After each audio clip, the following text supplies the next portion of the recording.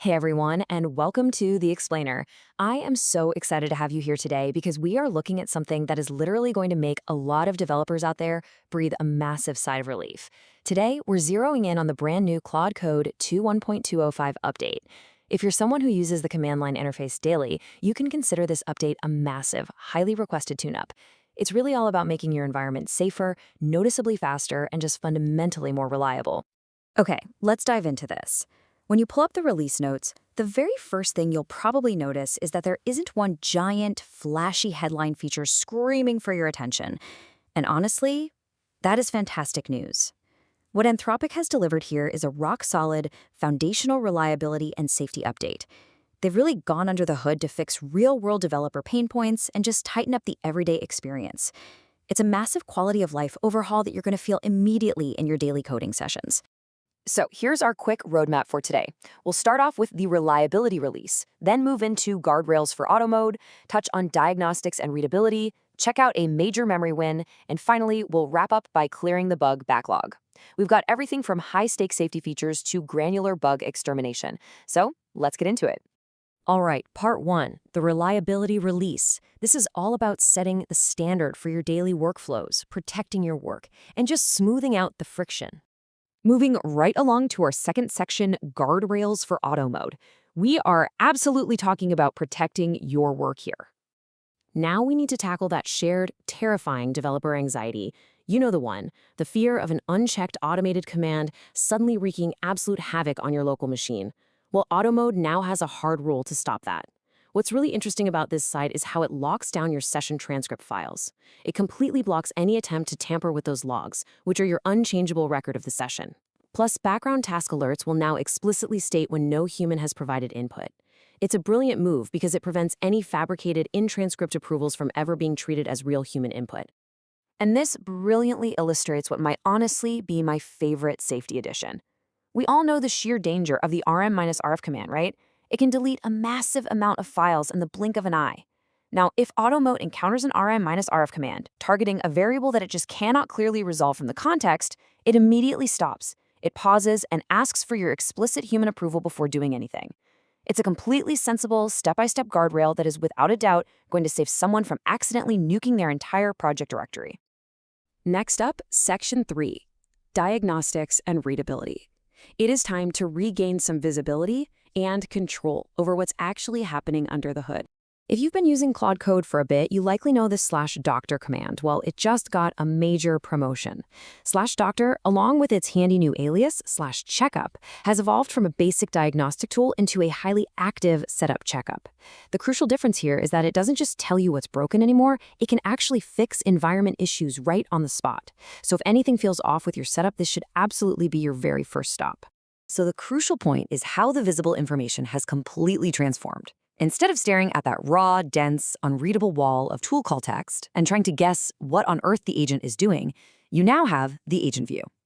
Each row gives you colored state words and a human-readable, classifier-written headline. You can see, literally at a glance, exactly what the agent is working on or waiting for, completely skipping the need to decipher raw code. And they didn't stop there. They've taken this readability upgrade even further. If a session is blocked, you don't have to go digging around anymore. The exact ask is right there waiting for you in the peek view. Plus, for those of you dealing with pull requests all day, any session that involves editing, merging, commenting on, or pushing to a PR now includes a direct link right from within the Claude agents. It's an absolute game changer for saving time and keeping you in your flow state. Let's move to and see how this builds into Section 4, a major memory win. We are going to look at smoothing out those background updates. 400 megabytes. Take a second to appreciate that. That is the peak memory usage you are saving during auto updates with version 2.1.205. No joke. So how'd they do it?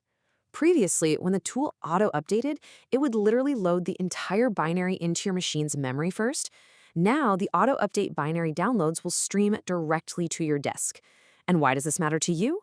Well, if you're running Claude Code on an older machine, or maybe a laptop where your RAM is already pushed to the absolute breaking point by Docker and, a dozen browser tabs, you're going to notice a huge, significant improvement in system stability every single time this tool updates in the background. All right, bringing it home with Section 5, clearing the bug backlog. This is all about smoothing out your workflow by just exterminating some serious annoyances. Let's walk through some of these critical fixes. First up, the --JSON schema flag was silently producing unstructured output if the schema was invalid. Thankfully, that's fixed. Second, there was this deeply annoying bug where messages sent while Claude was working were just silently dropped if the session hit the --max turns limit. Losing work like that is literally the worst, but it's now a thing of the past. And third, really validating the frustration of our Windows developers out there, a terrifying bug that caused worktree removal to delete files outside the worktree when an NTFS junction or symlink was involved. That has been completely patched. Continuing with our bug extermination, connection and plugin stability got a massive boost. Claude Attach used to just throw an error if a background agent happened to be mid-upgrade. Now it intelligently waits for the agent to return.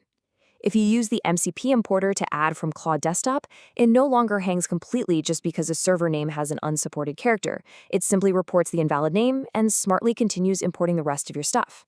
And finally, a failed plugin LSP server will no longer block valid LSP servers from handling that exact same file extension.